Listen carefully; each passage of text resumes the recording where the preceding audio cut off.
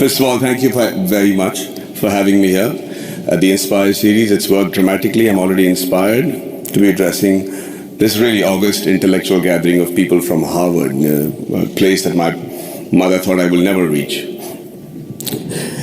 But you know what? A lot of people have spoken before me and eloquently and described their dreams for India and given figures and facts that either are skeptical and, like Mr. Ober says, aspirational. But I'm just an actor. And I'm going to just give you my dream shamelessly, because that's the thing that I can do best. And by that I mean, when we talk of dreams, we have one of our greatest scientists and philanthropists, Dr. Abdul Kalam, and he said something which is very interesting. He said, dreams are not what you have when you sleep. The true dreams are the ones that don't live. Said that when you have that dream once, it's a dream. When you have it twice, it becomes a desire. And when you see it for the third time consecutively, it becomes a passion, an aim, and a goal. And that is the passion with which I want to see this fantasy that I have for India 2030. And Abraham Lincoln also was a dreamer. And, but he said one thing that makes most sense in trying to achieve this goal that I have dreamt for my nation. He said, if I have 6 hours to cut down a tree, then I will spend the first 4 hours sharpening the axe. There's a great philosophy in that. In this era of instant gratification, we just keep thinking we can achieve all these goals by just tweaking this, tweaking that. It's not true. I really believe that that a missionary zeal is required to make that quantum change. That can make 2030 what I'm dreaming about right now. And just let's look at India as a country. What a unique nation. Seriously. Thousands of years old of culture and tradition, many invasions, being ruled for many years, and we still somehow managed to maintain our identity. We still somehow have managed to maintain our Indianness, our beliefs, our faith. And there has been, we have our drawbacks. There is corruption, there is violence, there is differences between the different religions and sects and castes and everything. But I can't help but think, looking at India, at the geography, that we're not doing really that bad. Look at all the other nations around in the world. Look at our neighbors. Compared to that, there is somebody in India who's doing something right for us to be called a growing economy and being projected as the third largest economy in 2026 and the most educated and young nation in the world. And it's still functional democracy. So let's first accept the fact that there is some people in India with the right ideas and the ability to lead the nation to where we are today. Under that assumption, we are also very capable of finding very unique solutions to the problems that generally the world faces. One of them, of course, is the fact that we found freedom through non-violence and non-cooperation. Who would have thought that was possible? We have some other great... No, seriously, I mean, it was as radical a thought then as it is today. And one man in a loincloth with belief and faith and complete conviction was able to do that for us. Mahatma Gandhi. And it's an amazing country of people like Mahavir, Gautam Buddha, and Mahatma Gandhi, and then Bhagat Singh, who also had a dream. He dreamt then, 85 years ago, that I dream of an India where no infant cries for the want of milk. No youngster is deprived of relevant education, and no youth goes door to door finding a job. Sadly, it's still a dream today. And I dream of a 2030 when this dream becomes irrelevant. I dream of a 2030 when everybody is so equally satisfied with what they're doing that they're able to actually devote more time back to art and culture, which is another great important aspect of our country. Now, for that to happen, we need to be a healthy nation. And when I say healthy, I remember preparing for a film of mine, which released recently, where I had to look like a boxer, and I had these, biceps and triceps that had to be there. So I decided just to work on the parts that is seen outside my clothes. So I was just working out on my biceps and my triceps and my shoulders. But you know what? I suddenly realized the strength that I had in my arms and biceps was not actually enough for me to look even fit, because it is disproportionate growth. It is the kind of growth that will not make you fit or strong, but actually make you look inadequate. And that is what is happening to India today. Everybody says we are the largest economy, we're going to be the most populated country in the years to come. And with economic superpower and supremacy in rocket and space technology, which I'm privy to, and then the IT giants and smarter cities.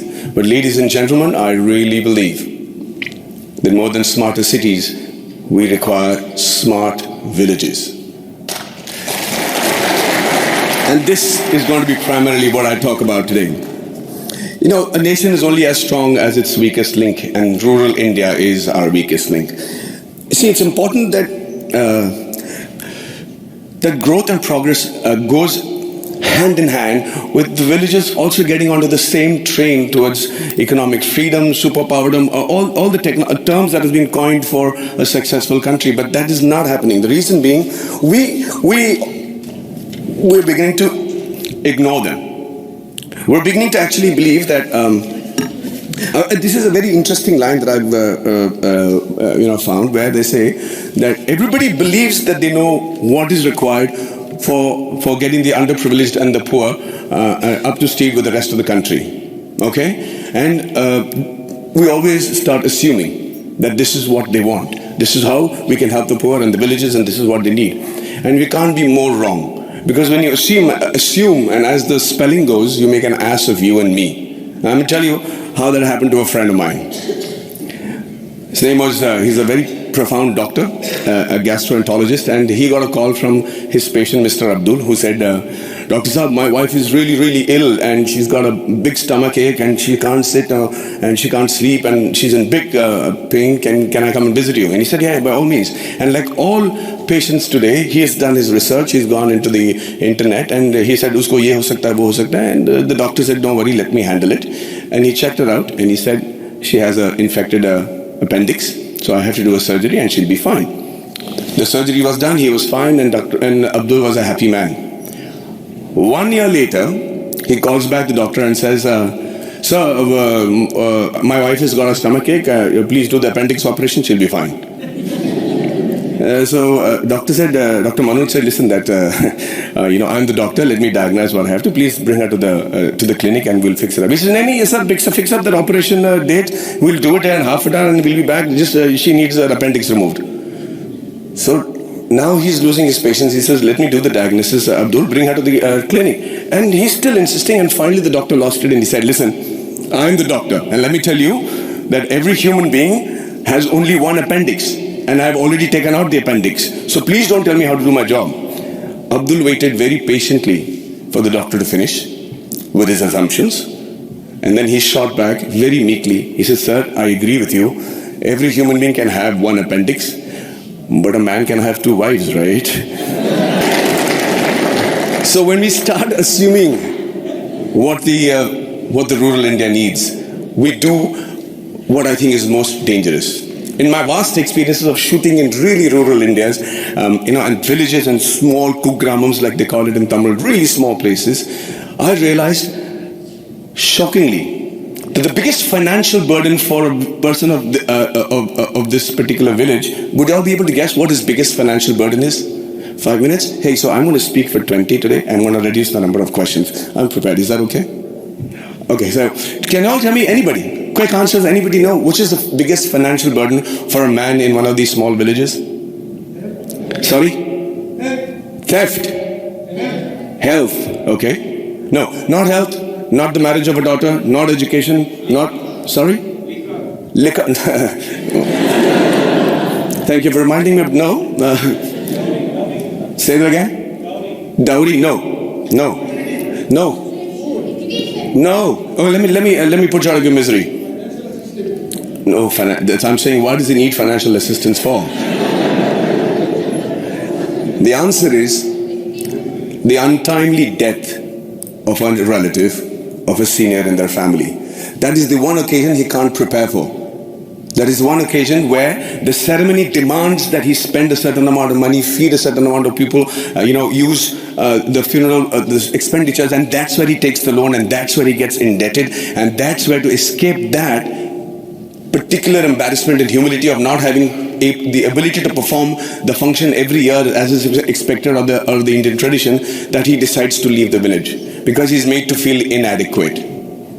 Lord Michael had in 1735 had spoken in the British Parliament and said the only way to rule India is to make the men there feel inadequate. He said, and truly so, that unless he feels that what he has is lesser than what others have, you will not be able to rule him. And within a very short period, they proved themselves right. The rural India today is feeling inadequate. They are feeling that they're not even part of our country. And what happens with that is, they start then looking at opportunities in villages and saying better education, better health, better lifestyle, and no humility for not having performed the funeral properly. They decide to give up who they are and move to the cities. And who they are is what is more important for us to understand. Who they are actually the timekeepers and the bookkeepers of our deep-rooted traditional culture and stories. You know, you should see how tradition and culture flourishes in a happy village in India. We don't have psychiatrists as a big fashion thing in India, and they still manage to maintain a great level of sanity. You know, there's a great phrase from the poem If by Rudyard Kipling, where it says, dream but not make dreams your master, think but not make thoughts your aim.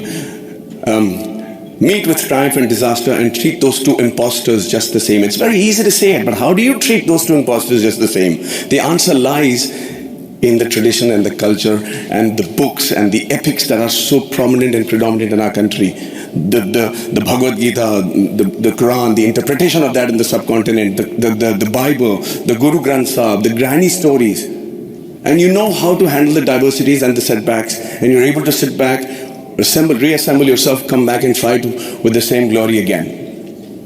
And when you don't give a villager that, you're depriving him, we're depriving ourselves of what I think is one of the most important survival tool in today's world, which is the culture and tradition.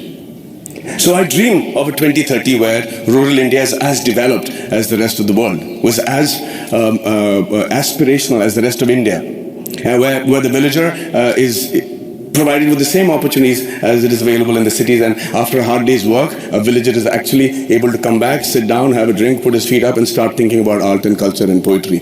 That would be a dream that I have for 2030, a practical dream that I have for 2030. And the dreams that your parents and my parents had when we were in college, urban middle class, where everything revolved around the boy studying hard, getting into a technical college of a repute, and then getting into a reputed management college, and finally the green card. And if it was the girl, then it was a spouse with a green card. I dream of a 2030 where students the world over will dream of a blue card, will dream of having once actually come to India and study and imbibe the knowledge that we have as a nation. It used to be true. We were the first university in the world. Nalanda was a university where people came in from far and wide. So it's not a pipe dream. It's a practical dream that I have, and I think that's easily attainable. And finally, before I wind up, I think I dream of a 2030 where we have a meritocratic electoral base which selects its leaders and whose leaders believe that it is more important to serve with a missionary zeal to serve the nation rather than rule it. You know, there is just another stanza from the same poem which says that if they have the ability to talk to the crowds, yet keep your virtue, walk with kings nor lose the common touch, if neither good friends nor foes can hurt you, yet all men count with you, but none too much. If only the politicians understood the gist of that line, we would have a progressive country by 2030 where we'll all be proud of not just the way the country is running, but also proud about our politicians. And finally, you know, I'm an actor.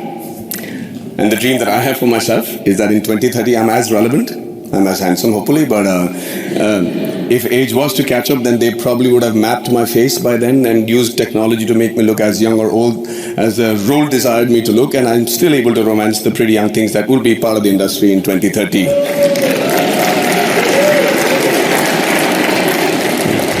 Well, I see that's got many guys going, yeah. And finally, as an actor, I'm used and prone to dialogues. I love to speak dialogues, and I recently found a line that blew me apart, and I thought was a phenomenal Hindi film dialogue, where this great gentleman had said that whatever I am today, and all the achievements that has been possible by me, and what will eventually also be possible by me in the near future, is all because of my angel mother. Do you know who said that? Do you know who said that? Shockingly, Abraham Lincoln. So I dream of a 2030 where every Indian says the exact same thing about his mother, and not just about his mother, but also about his motherland. And also, for the sake of posterity, about his mother-in-law. But hey, ladies and gentlemen, what do I know? I am an actor. Thank you very much for your patient hearing, and